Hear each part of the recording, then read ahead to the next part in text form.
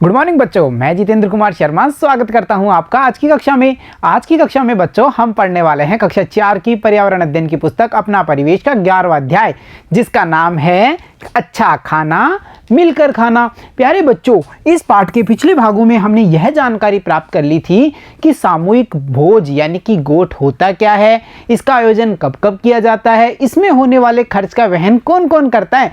साथ ही साथ बच्चों हमने यह भी जाना था कि जो अलग अलग अवसर हैं उन पर अलग अलग प्रकार के पकवान बनाए जाते हैं। बच्चों, पाठ को आगे बढ़ाते हैं और आज की इस कक्षा में हम जानकारी प्राप्त करेंगे भोजन की स्वच्छता के बारे में। यानी कि हम भोजन ग्रहण करते हैं वो हमारे शरीर को ऊर्जा देता है, परंतु बच्चों ध्यान रखने वाली बातें ये होती हैं कि जो भोजन हमारे द्वारा ग्रहण किया जा रहा है वो साफ सुथरे तरीके से बनाया गया हो, उसमें सारे पौष्टिक तत्व होने चाहिए, उसमें उपयोग में ली गई सामग्री अच्छी क्वालिटी की होनी चाहिए। यानी इस भोजन को ग्रहण करने से पहले भी कुछ ऐसी बातें हैं जिनका हमें विशेष ध्यान रखना होता है। तो चलो बच्चों, भोजन की स्वच्छता के बारे में जानकारी प्राप्त करते हैं। प्यारे बच्चों, हम कई बार खोमचे वालों से होटलों में या फिर बाहर खाना खाते हैं। हमारे साथ भी ऐसा ही होता है ना, बाहर चटपटी चीज़ों का आनंद लिया जाता है या फिर होटलों में जाकर के भोजन का आनंद लिया जाता है। यहाँ पर हम देख पा रहे हैं इन्हीं खोमचे वालों को या खुले में जो सामान बेचने वाले हैं, रेहड़ी वाले, ठेले वाले जो खाद्य पदार्थ बेचते हैं, उन सबको हम यहाँ पर देख पा रहे हैं। बच्चों, आप लोगों ने भी कई बार इनके भोजन का आनंद लिया होगा, पर बच्चों यह चीज़ भी जरूर आवश्यक है या यह बात भी हमें पता होनी चाहिए, क्या इनके द्वारा बनाया गया जो भोजन है उसकी गुणवत्ता पर हम पूरा विश्वास कर सकते हैं? क्या ये भोजन पूर्णतया गुणवत्ता से युक्त होगा? इन बातों का भी तो हमें पता होना चाहिए। तो देखो बच्चों, यह खाना खराब तो नहीं होता, पर स्वच्छ है या नहीं यह हमें पता नहीं चलता। यानी कि बच्चों ऐसा नहीं होता कि ये भोजन खराब होगा, यह भोजन ताज़ा भी बनाया जाता है, परंतु हम यह नहीं कह सकते कि यह स्वच्छ है या फिर नहीं है। मतलब कि इसके अंदर डाली गई जो सामग्री है वो अच्छी क्वालिटी की है कि नहीं, या फिर इस भोजन को बनाते समय इन्होंने पूरी स्वच्छता का ध्यान रखा था या नहीं रखा। बच्चों, भोजन की स्वच्छता हेतु आवश्यक है कि खाना बनाने में उपयोग में ली जाने वाली सामग्री जैसे बर्तन, चाकू, कच्चा सामान, सब्जियां आदि धुली हुई और साफ होनी चाहिए।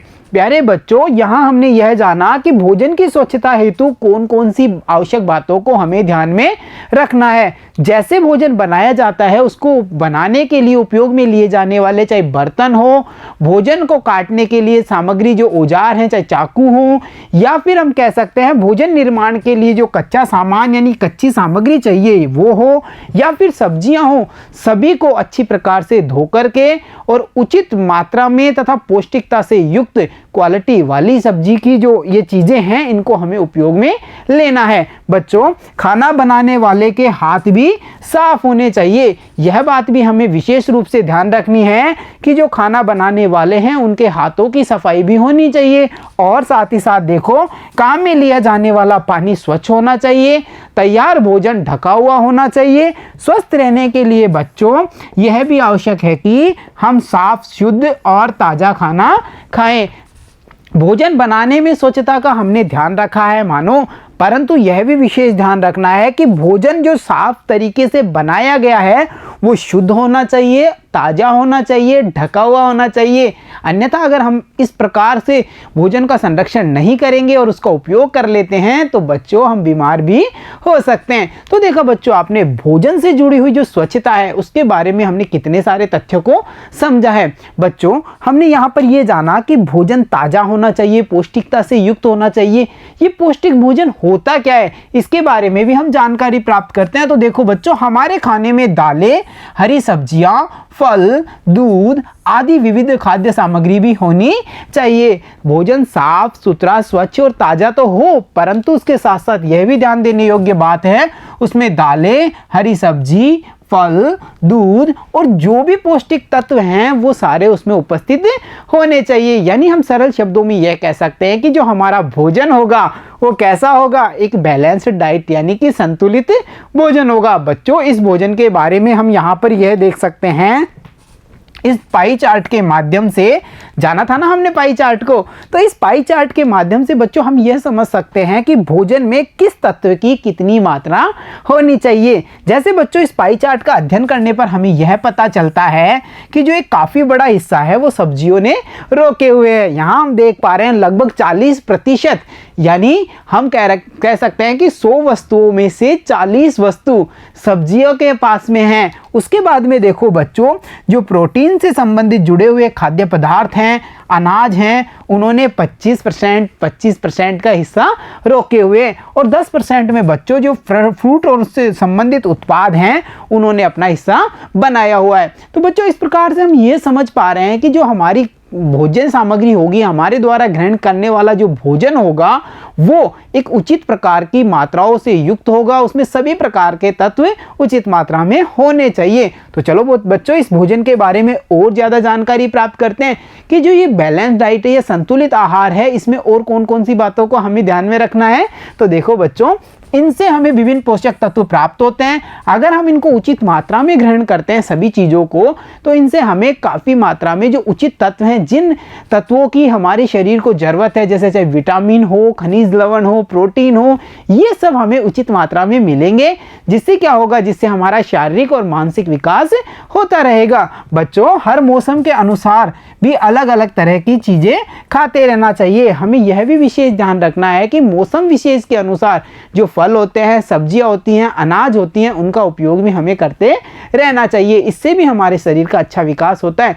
प्यारे बच्चों, यहाँ पर हम एक चार्ट के माध्यम से, हम कह सकते हैं एक त्रिभुज के माध्यम से कुछ चीज़ों को समझेंगे कि हमें भोजन में किन किन वस्तुओं की मात्रा को ज़्यादा रखना है, किन किन चीज़ों की मात्रा को लिमिट में यानी कम रखना है। इन सबको हम इस डायग्राम के माध्यम से समझते हैं। तो देखो बच्चों, यहाँ पर जो ये डायग्राम यानी त्रिभुज के आकार का जो डायग्राम दिखाया गया है, आप इसको देख करके ये समझ सकते हैं कि जो नीचे वाला इसका हिस्सा होगा वो ये कहता है कि ये चीज़ें भोजन में ज़्यादा होनी चाहिए। जैसे जैसे हम ऊपर की ओर बढ़ेंगे वो हिस्सा कम होता जाएगा, यानी इन चीज़ों का उपयोग हमें कम करना है। जैसे देखो बच्चों, सबसे नीचे वाले हिस्से में हम देख पा रहे हैं चावल या चावल से बनी हुई जो चीज़ें हैं उनको। तो यहाँ हमें समझ में आ रहा है कि अनाजों से निर्मित और चावल या चावल जैसे खाद्य पदार्थों से निर्मित जो वस्तुएं हैं उनका उपयोग हमें ज़्यादा करना है।